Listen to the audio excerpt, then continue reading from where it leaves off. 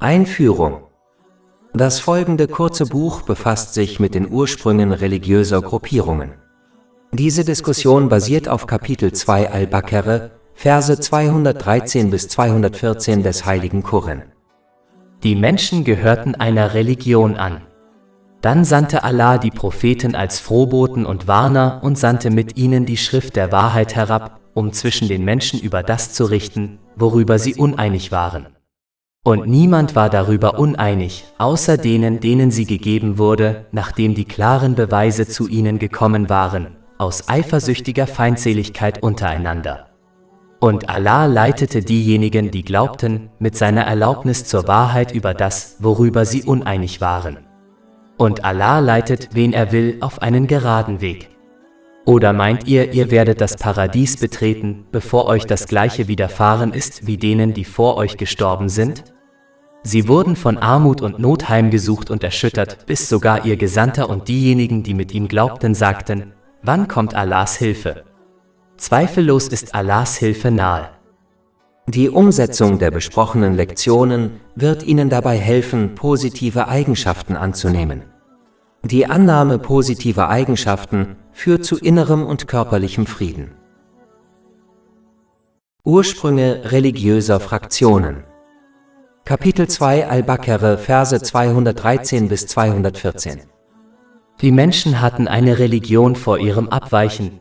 Dann sandte Allah die Propheten als Frohboten und Warner und sandte mit ihnen die Schrift der Wahrheit herab, um zwischen den Menschen über das zu richten, worüber sie uneinig waren.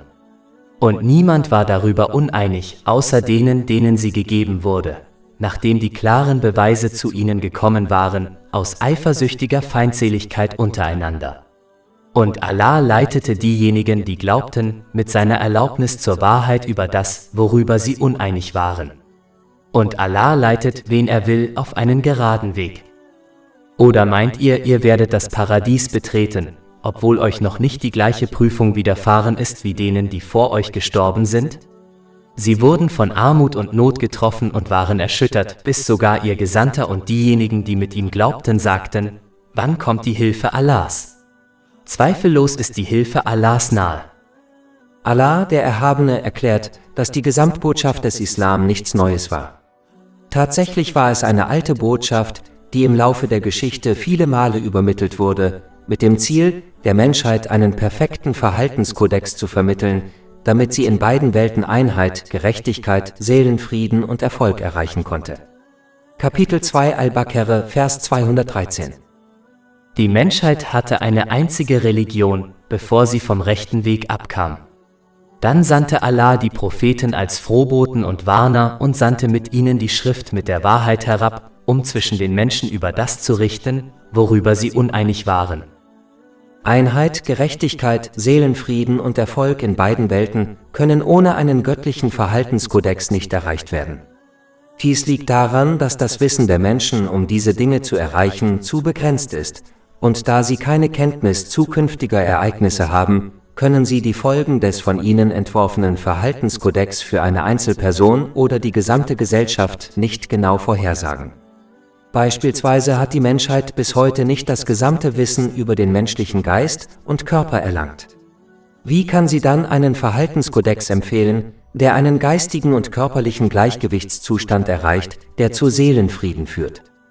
Der Einzige, der diesen perfekten Verhaltenskodex bereitstellen kann, der auf die Natur des Menschen zugeschnitten ist und zeitlos ist derjenige, der die Menschen erschaffen hat und alles über sie und alles andere weiß, nämlich Allah, der Erhabene. Dies ist eine Tatsache, die im Laufe der Geschichte bewiesen wurde. Der Großteil der Geschichte ist voller Gesellschaften, die göttliche Lehren ignorierten, und es ist klar, dass diese Gesellschaften nie Seelenfrieden und Gerechtigkeit erlangten, selbst wenn sie technologisch fortgeschritten waren. Die wenigen Gesellschaften in der Geschichte, die göttliche Lehren richtig umsetzten, erreichten jedoch Gerechtigkeit, Einheit und Seelenfrieden.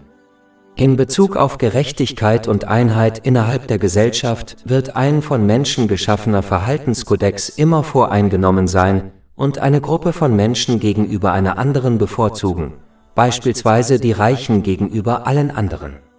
Darüber hinaus sind die zukünftigen Folgen der Schaffung und Umsetzung von menschengemachten Gesetzen innerhalb der Gesellschaft aufgrund der Kurzsichtigkeit der Menschen unbekannt, selbst wenn Vorhersagen über die Auswirkungen neuer Gesetze auf die Gesellschaft gemacht werden können. Der Einzige, der einen unvoreingenommenen Verhaltenskodex gewähren kann, bei dem jedes Gesetz garantiert der Gesellschaft als Ganzes zugutekommt, auch wenn dies für sie nicht offensichtlich ist Allah, der Erhabene.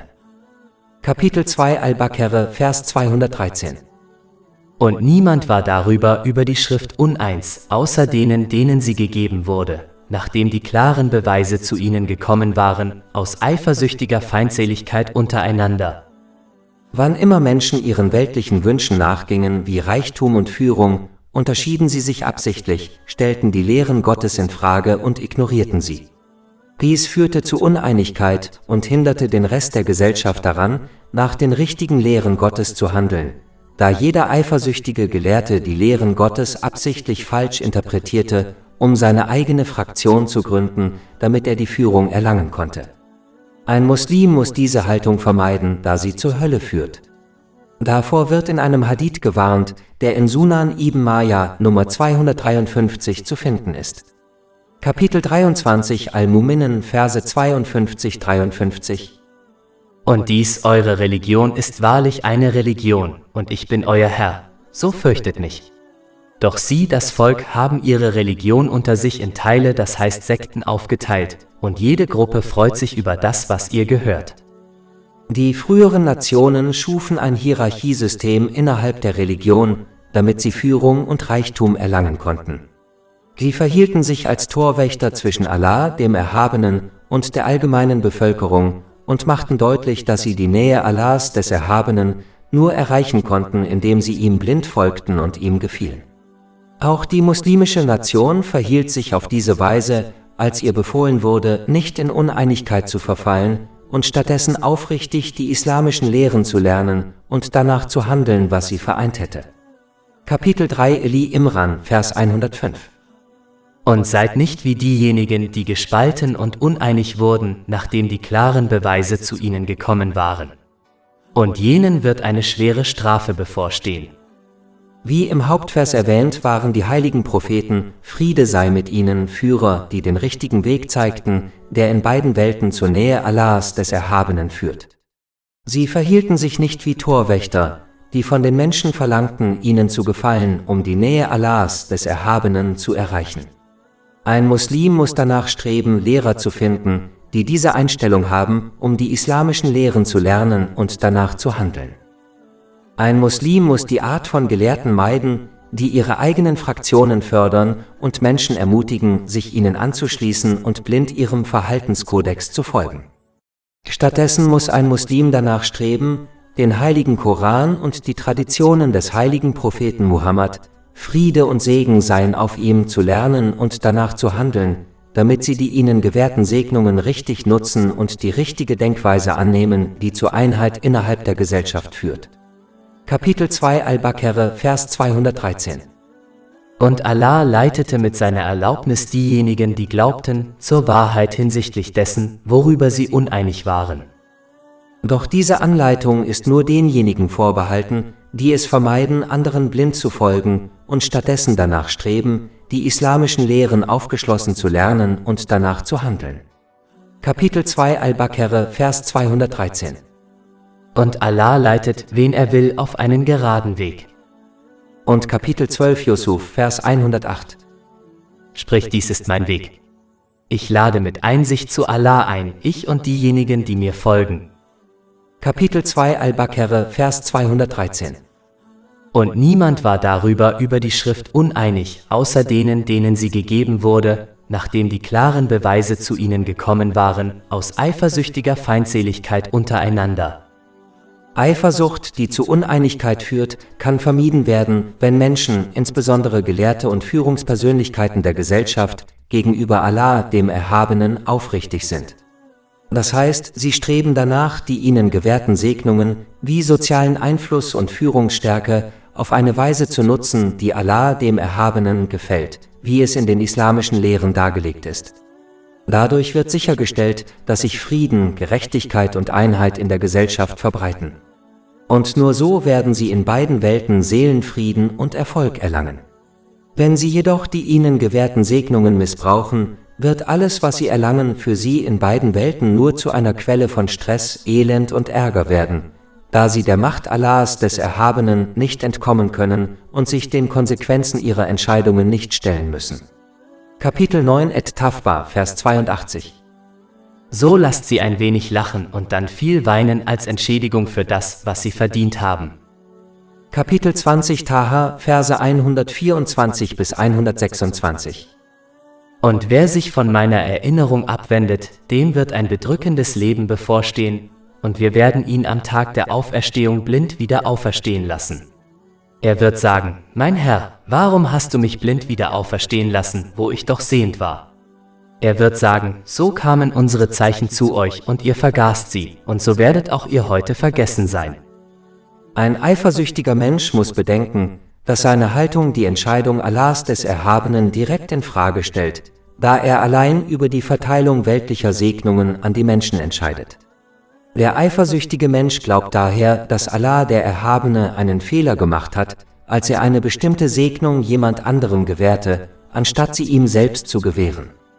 Deshalb ist Eifersucht eine schwere Sünde. Ein Muslim muss sich stattdessen darauf konzentrieren, die Segnungen, die ihm gewährt wurden, auf eine Weise zu nutzen, die Allah dem Erhabenen gefällt, und wissen, dass die Segnungen, die ihm gewährt wurden, das Beste für ihn sind, und die Segnungen, die anderen Menschen gewährt wurden, das Beste für ihn sind. Dies wird ihn vor den bösen Folgen der Eifersucht schützen, wie etwa psychischem Stress und Bestrafung in beiden Welten. Kapitel 2 Al-Baqarah, Vers 213. Und niemand war darüber uneinig, außer jenen, denen sie gegeben wurde, nachdem die klaren Beweise zu ihnen gekommen waren, aus eifersüchtiger Feindseligkeit untereinander. Und Allah leitete diejenigen, die glaubten, mit seiner Erlaubnis zur Wahrheit in Bezug auf das, worüber sie uneinig waren. Und Allah leitet, wen er will, auf einen geraden Weg. Nachdem die Wahrheit durch die Entsendung heiliger Propheten, Friede sei mit ihnen, und göttlicher Schriften jeder Generation klargemacht wurde, spaltete sich das Volk in zwei Gruppen. Als dies geschah, waren Reibereien und Konflikte zwischen ihnen unvermeidlich. Daher ermutigt Allah, der Erhabene, die Muslime, während dieses Konflikts standhaft zu bleiben, da es sich um einen uralten Kampf zwischen Glauben und Unglauben handelt, der unvermeidlich in jeder Generation auftritt. Kapitel 2 Al-Baqarah, Vers 214. Oder meint ihr, ihr werdet in das Paradies eingehen, während ihr noch nicht die gleiche Prüfung erlitten habt wie diejenigen, die vor euch gestorben sind? Anders als viele andere Religionen behauptet der Islam nicht, dass seinen Anhängern das Paradies auf Erden und das Paradies im Jenseits gewährt wird. Stattdessen macht er deutlich, dass die Annahme des Glaubens mit Prüfungen verbunden ist, da diese Prüfungen die einzige Möglichkeit sind, festzustellen, wer wirklich gläubig ist und wer nicht. So wie an Universitäten Prüfungen durchgeführt werden, um festzustellen, welche Studenten wirklich das für den Abschluss erforderliche Wissen besitzen und welche nicht. Obwohl Allah, der Erhabene, bereits weiß, wer ein wahrer Gläubiger ist, beurteilt er die Menschen nicht auf der Grundlage seines unendlichen Wissens, sondern aufgrund ihrer Absichten und Taten. Daher sind Prüfungen erforderlich, um die Absichten und Taten einer Person offenzulegen. Kapitel 3 Eli Imran, Vers 179. Allah würde die Gläubigen nicht in dem Zustand lassen, in dem sie sich derzeit befinden, bis er das Böse vom Guten trennt. Und Kapitel 2 Al-Baqarah, Vers 214. Oder meint ihr, ihr werdet in das Paradies eingehen, während ihr noch nicht die gleiche Prüfung erlitten habt wie diejenigen, die vor euch gestorben sind? Darüber hinaus ist der Sinn des Lebens in dieser Welt ohne Prüfungen nicht erfüllt. Kapitel 67 Al-Mulk, Vers 2. Er, der den Tod und das Leben erschaffen hat, um euch zu prüfen, wer von euch tatsächlich der Bessere ist.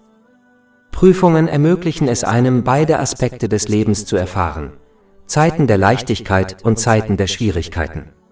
Die Prüfung besteht darin, ob man in Zeiten der Leichtigkeit Dankbarkeit und in Zeiten der Schwierigkeiten Geduld zeigt oder nicht.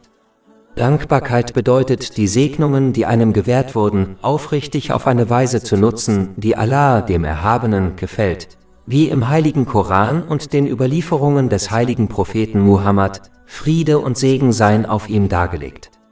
Sie beinhaltet die Annahme einer guten Absicht, Allah, dem Erhabenen, zu gefallen, da Handeln zum Wohle der Menschen von Allah, dem Erhabenen, nicht belohnt wird. Dies wurde in einem Hadith gewarnt, der in Jami et-Tirmidhi Nummer 3154 zu finden ist. Dankbarkeit beinhaltet auch, gute Worte zu sprechen oder zu schweigen.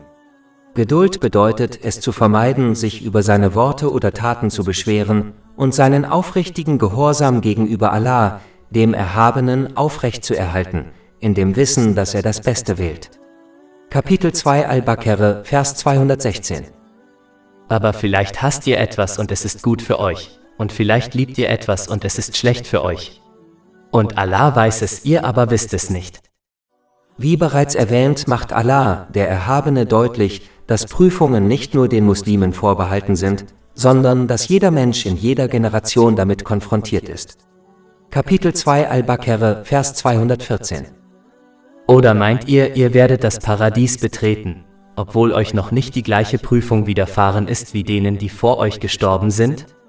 Sie wurden von Armut und Not heimgesucht und waren erschüttert, bis sogar ihr Gesandter und diejenigen, die mit ihm glaubten, sagten: Wann kommt die Hilfe Allahs? Das Verständnis dieser Realität erleichtert es, sich den Prüfungen dieser Welt zu stellen, da die gesamte Menschheit in irgendeiner Form Prüfungen unterzogen wird. Ein Muslim muss daher eine egozentrische und selbstbezogene Haltung vermeiden, bei der er sich so verhält, als wäre er der Einzige, der Schwierigkeiten durchmacht. Man muss sowohl die Geschichte als auch die Gegenwart betrachten, um zu erkennen, dass alle Menschen, insbesondere diejenigen, die Allah, dem Erhabenen, näher stehen, Schwierigkeiten durchgemacht haben und in den meisten Fällen mit größeren Schwierigkeiten konfrontiert waren als sie. Dies wird einem helfen, geduldig zu bleiben und einen ermutigen, Allah, dem Erhabenen, dafür zu danken, dass er einen nicht mit größeren Schwierigkeiten prüft. Darüber hinaus muss man sich daran erinnern, dass Allah, der Erhabene, die Menschen nicht über ihre Fähigkeiten hinaus prüft, sodass es keine Entschuldigung dafür gibt, keine Geduld zu zeigen. Kapitel 2 Al-Baqarah, Vers 286. Allah verlangt von keiner Seele mehr, als ihre Fähigkeit es zulässt. Da Prüfungen im Leben unvermeidlich sind, kann ihnen niemand aus dem Weg gehen. Kapitel 57 Al-Hadid, Verse 22-23. Kein Unglück trifft die Erde oder euch selbst, ohne dass es in einem Register steht, bevor wir es geschehen lassen. Wahrlich, das ist für Allah ein leichtes. Damit ihr nicht verzweifelt über das, was euch entgangen ist, und nicht stolz frohlockt über das, was er euch gegeben hat. Daher kann eine Person in schwierigen Zeiten entweder Ungeduld zeigen und eine unschätzbare Belohnung verlieren, oder sie kann die Schwierigkeiten mit Geduld ertragen und eine unschätzbare Belohnung erhalten. So oder so wird sie mit unvermeidlichen Schwierigkeiten konfrontiert, daher ist es sinnvoll, damit eine unschätzbare Belohnung zu erhalten. Kapitel 39 Az-Zumar, Vers 10. Dem Geduldigen wird seine Belohnung ohne Rechenschaft, ohne Begrenzung gegeben. Darüber hinaus macht Allah, der Erhabene, allen Menschen klar, dass seine Hilfe und Unterstützung immer nahe ist, insbesondere denen, die sich bemühen, Geduld und Dankbarkeit an den Tag zu legen. Kapitel 2 Al-Baqarah, Vers 214. Bis sogar ihr Gesandter und diejenigen, die mit ihm glaubten, sagten: Wann kommt Allahs Hilfe? Zweifellos ist Allahs Hilfe nahe. Es ist jedoch wichtig zu beachten, dass die Hilfe und Unterstützung Allahs, des Erhabenen, immer seiner unendlichen Weisheit und seinem Wissen entspricht. Daher kommt seine Hilfe zum besten Zeitpunkt und auf die beste Weise für die Betroffenen, selbst wenn dies für sie nicht offensichtlich ist. Diese göttliche Hilfe kommt in den meisten Fällen nicht auf die Art und Weise, wie eine Person es erwartet, da ihr Wissen darüber, was das Beste für sie ist, äußerst begrenzt ist. Kapitel 2 Al-Baqarah, Vers 216. Aber vielleicht hasst ihr etwas und es ist gut für euch, und vielleicht liebt ihr etwas und es ist schlecht für euch. Und Allah weiß es, ihr aber wisst es nicht. Leider verstehen viele Muslime diese Realität nicht und kritisieren oft das Schicksal und den Mangel an Unterstützung durch Allah, den Erhabenen, wenn ihnen nicht gemäß ihren Wünschen geholfen wird. Das Verstehen und Akzeptieren dieser Realität ist eine Prüfung an sich, die Muslime bestehen müssen, wenn sie gegenüber Allah, dem Erhabenen, Geduld und Dankbarkeit bewahren möchten, damit sie in beiden Welten Seelenfrieden und Erfolg erlangen. Kapitel 16 An-Nahl, Vers 97. Wer Gutes tut, sei es Mann oder Frau, während er gläubig ist, dem werden wir gewiss ein gutes Leben verhelfen, und wir werden ihnen gewiss ihren Lohn im Jenseits entsprechend dem Besten geben, was sie zu tun pflegten. Über 500 kostenlose E-Books zum Thema guter Charakter. 500 plus Free English Books and Audiobooks. Beaucoup me l'ayou ban dabei, libros en espagnol, livre en français, libri italiani, deutsche Bücher, livros portugueses. https://shakepot.com/books/. Backup-Sites for E-Books. https://shakepotbooks.wordpress.com/books/. https://shakepotbooks.wixsite.com/books. https://shakepot.weebly.com. https://archive.org/details/@shakepot. YouTube, https://www.youtube.com/@shakepot/playlist. Audiobooks, Blogs, Infographics und Podcasts, https://shakepot.com/.